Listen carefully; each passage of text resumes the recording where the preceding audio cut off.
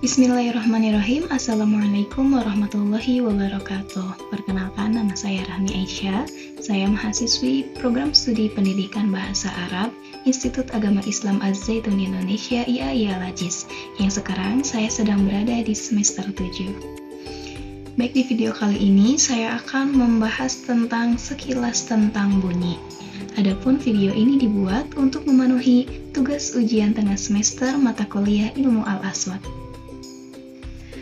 Baik, adapun pembahasan pada materi sekilas tentang bunyi mencakup 4 hal. Yang pertama, gejala bunyi. Yang kedua, bunyi manusia dan bunyi bahasa.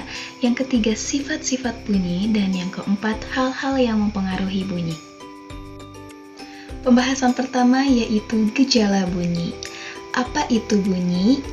Bunyi adalah gejala alam yang dapat ditangkap oleh telinga yang disebabkan oleh sebuah getaran. Nah, getaran ini sendiri dapat terjadi karena dua hal. Yang pertama yaitu mendekatnya dua benda yang berjauhan atau menjauhnya dua benda yang berdekatan.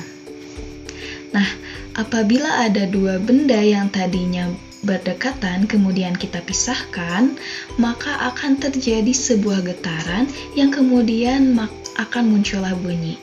Nah, hal ini sering kita lihat seperti contohnya seorang ibu yang membuka pintu ataupun membuka jendela.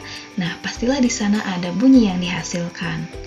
Ataupun sebaliknya, apabila ada dua benda yang berjauhan kemudian mendekat, maka akan terjadi getaran udara yang kemudian terjadilah bunyi.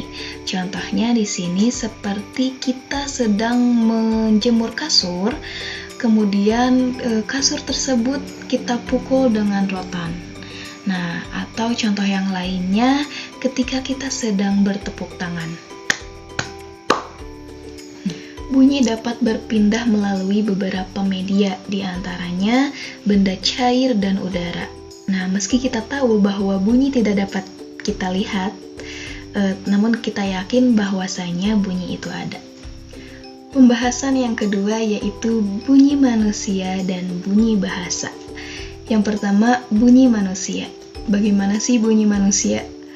Bunyi manusia terjadi melalui getaran yang diakibatkan tekanan arus udara yang keluar dari paru-paru, kemudian berinteraksi dengan dua buah pita suara di kerongkongan. Nah, itulah yang disebut dengan bunyi manusia.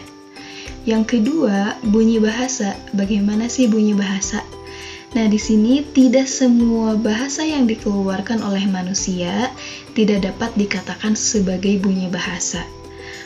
Nah, karena bunyi bahasa di sini hanya berfungsi sebagai alat komunikasi, yaitu bunyi yang keluar dari organ bicara manusia yang mengandung pengertian khusus. Apabila ada bunyi yang diproduksi oleh manusia, tetapi tidak dapat dipahami maksudnya, contohnya seperti bunyi batuk, mendengkur, sendawa, dan sebagainya. Nah, bunyi yang diproduksi manusia semacam ini itu tidak dapat dikatakan sebagai bunyi bahasa. Pembahasan yang ketiga yaitu sifat-sifat bunyi. Nah, bunyi-bunyi yang biasanya kita dengar sebenarnya memiliki sifat-sifat atau karakteristik tertentu. Nah, adapun di sini sifat-sifat bunyi ada 5. Yang pertama itu dapat merambat melalui zat padat, zat cair, dan gas. Yang kedua dapat diserap dan dipantulkan. Yang ketiga dapat dibiaskan. Yang keempat dapat mengalami pelenturan. Dan yang kelima, bunyi dan gelombang bunyi mengalami perpaduan. Pembahasan yang keempat yaitu hal-hal yang mempengaruhi bunyi. Nah, ada beberapa hal yang dapat mempengaruhi suatu bunyi. Yang pertama yaitu jarak.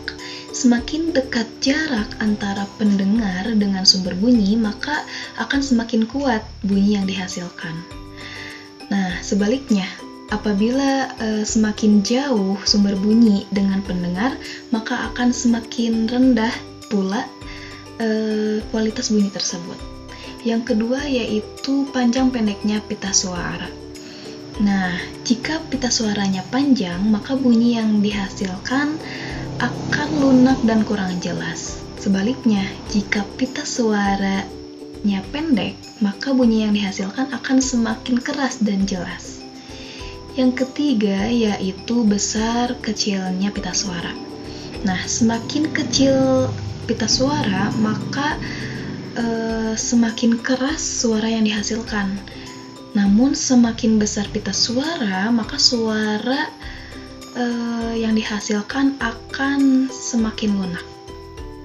Kemudian yang keempat yaitu jumlah kotak resonansi yang dilalui. Nah, semakin banyak kotak resonansi yang dilalui oleh suatu bunyi, maka akan semakin indah dan nyaring bunyinya. Namun, semakin sedikit kotak resonansi yang dilalui oleh suatu bunyi, maka akan berkurangnya juga, maka akan semakin berkurang gitu keindahan dan kenyaringan bunyi tersebut. Nah, yang kelima yaitu jenis benda yang bersentuhan dengan sumber bunyi. Apabila sumber bunyi bersentuhan dengan metal, maka bunyi yang terjadi akan semakin nyaring. Nah, apabila sumber bunyi ini bersentuhan dengan karet, maka kemungkinan getaran bunyi itu akan diserap oleh karet tersebut. Mungkin itu yang dapat saya sampaikan pada materi kali ini. Kurang lebihnya mohon maaf. Hadza wallahu yar'ana wa yahfazuna walhamdulillahirabbil alamin. Wassalamualaikum warahmatullahi wabarakatuh.